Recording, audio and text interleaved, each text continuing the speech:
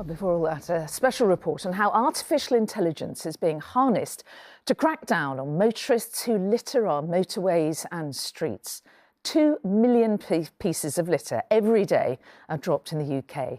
By volume, drink cans and bottles make up 70% of all litter and are the biggest issue. It's estimated more than 2 million small mammals die each and every year as a result of getting trapped in discarded drinks containers.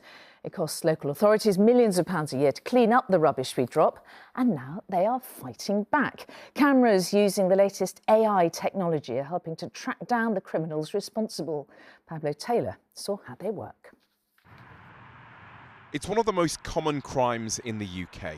Littering, much of it done from vehicles, cost Britain more than £800 million last year. Whilst these individuals were caught on camera, the vast majority of offenders go unpunished, creating streams of rubbish alongside our roads. But could artificial intelligence be the solution? Entrepreneur Andrew Kemp has spent the last few years developing technology to turn ordinary CCTV cameras into ones capable of identifying littering. It's already being trialled by councils up and down the country. We've got a CCTV camera here, and we've got our software technology that's specifically designed to detect the action of littering from vehicles. There's a large section of society who don't believe that there's any deterrent, that they're not going to be caught, so they can just simply get away with it. So this technology will hopefully give local authorities the powers and the capability to do that.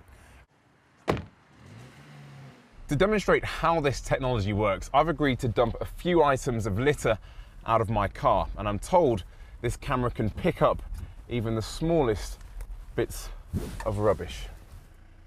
Luckily for me, this was just a test, but if it was for real, I'd have easily been caught and could be facing a fine of up to £500.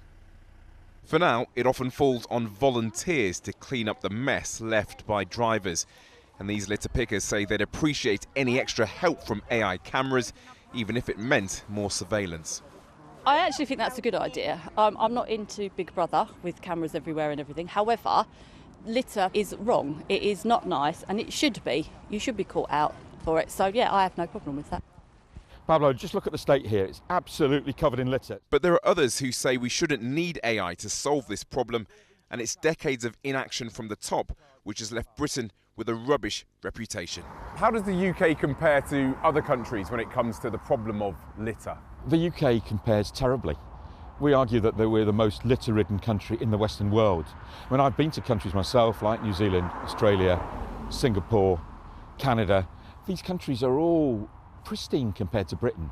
The government needs to speak to people like ourselves and other organisations who really care about this. There's too much greenwashing going on. There's too much speaking, too much talking, not enough action. And that's what we need to see. For its part, the government says it is taking action and has already trebled the maximum fine for littering. But the turn towards AI suggests this is a war it isn't winning, and one which desperately requires an extra pair of eyes. Pablo Taylor, ITV News.